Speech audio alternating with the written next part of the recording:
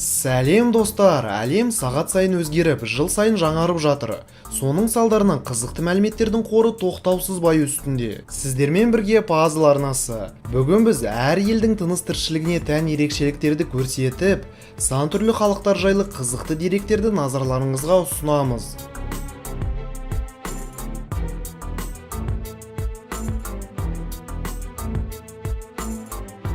Көршілерін көрудің өзі мұңға айналған мемлекет Монғолия. Мұнда бір шаршы шақырымға 3 адам ғана келеді. Мұны салыстыру үшін Гонконгтың бір ауданы Монкокені алайық. Ол жерде дәл сол аумақта 340 мың адам тұрады екен.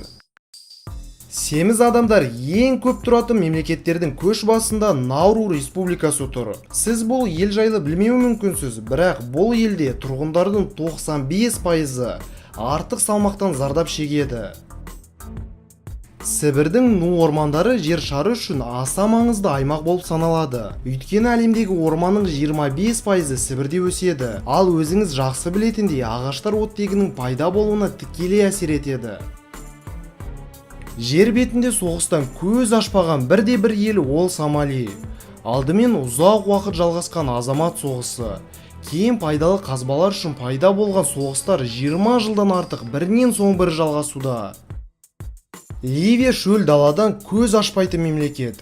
Ливия жерінің 99%-ы сағым қуалаған дала екен. Құрғақшылық жайлаған жердің тұрғындары қиындыққа өте бейімделген. Тіпті кейбір аймақтарда адамдар ондаған жылдар бойы жауынды көрмей келеді. Тропикалық ормандарда өмір сүргендіктен жабайы тайпадағы үндістердің табандары жайпақтанып, башпайлары қайрылып кеткен. Бұл ерекше аяқ саусақтары тал шыбықтарына ілінуге ыңғайланған екен достары. Тұрғындары 820 тілде сөйлейтін ел ол Папуа Жаңа Гвинея. Мұнда ресми тіл ағылшын тілі, бірақ жұрттың дені бұл тілде мүлде сөйлей алмайды екен. Гаити орманға зәру мемлекет. Бұл елде ормандардың көп оталғаны соншалықты, ғарыштан жазық дала дүрбі түгелі көзге айқын көрінеді екен.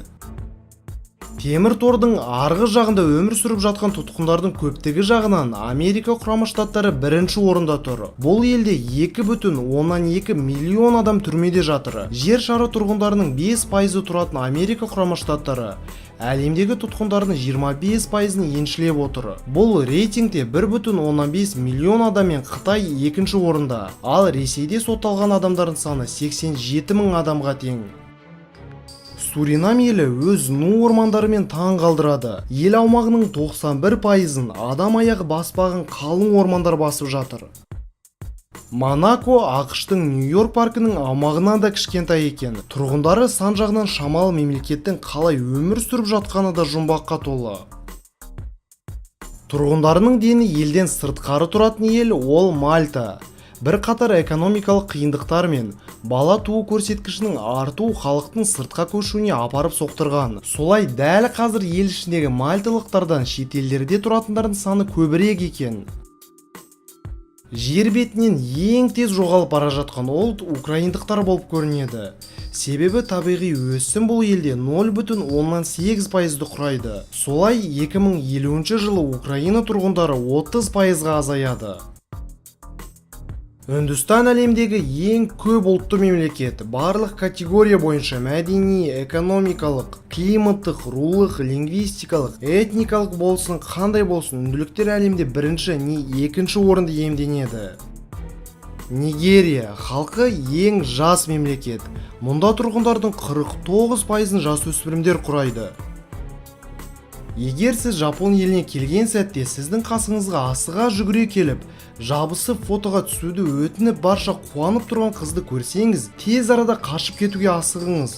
Себебі ол жердегі кейбір қу қыздар туристермен бірге фотоға түсіп алады да, кейін полиция қызметкерлеріне ойдан кез келген оқиғаны құрып, сізге арыз жазып, қалтаңызды бос етіп жіберуі мүмкін. Танкысы ең көп елдің бірі ол әрине Ресей. Орыс армиясына жүргізілген санақ бойынша елде 21 мың танк бар екен анықталды. Алайда олардың көбі өте ескі. Гуам аумағында коралдан жасалған жол. Мұнда табиғи құм жоқ. Сондықтан ақ немесе шымқай тастардың орнынан коралдарды асфальт ретінде пайдаланады. Өзендердің өрнектеген ел қатарына Канада жатады. Өзендердің жалпы саны бұл жақта 3000-ға тең. Бұл әлемдегі өзендердің 60%.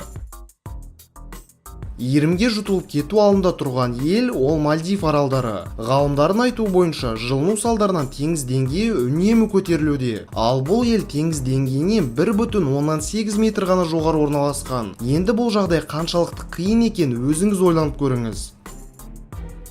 Әрбір тұрғынға шаққанда 350 қойдан келетін бірдей ел ол Фолкленд аралы. Осы жерде мекендеген небәрі 3000 тұрғынның 1,5 миллион қойы бар екен. Ал біздің елімізде бұл сан қаншаға тең екен? Осы жайлы және басқандай өз ойларыңызды пікір алаңға жазып отырыңыз. Біз барлық пікірлерді оқимыз. Ал егер сіз осыдан да көп қызықты мәліметтерді білгіңіз келсе, онда біздің ВКонтакте тобымызға тіркеліп кетіңіз. Ол жерде күнде әлемнің соңғы жаңалықтарымен, қызықты, күлкілі, ойланарлық жазбалармен пайдалы кеңестер шығып отырады. Сонымен қатар бүгінгі видеомыз сізге ұнаған болса, міндетті түрде лайк басып, арнамызға тіркелмеген болсаңыз, онда тіркеліп, не қасына шыққан осы қоңыраушаға басып қойыңыз. Сонда біздің жаңа шығып жатқан видеоларымызды әрдайым ең бірінші болып көретін боласыз. Барлық қажетті сілтемелер видеоның сипаттамасында және бірінші комментарийде болады. Бүгінге осы. Пазлға жазыл.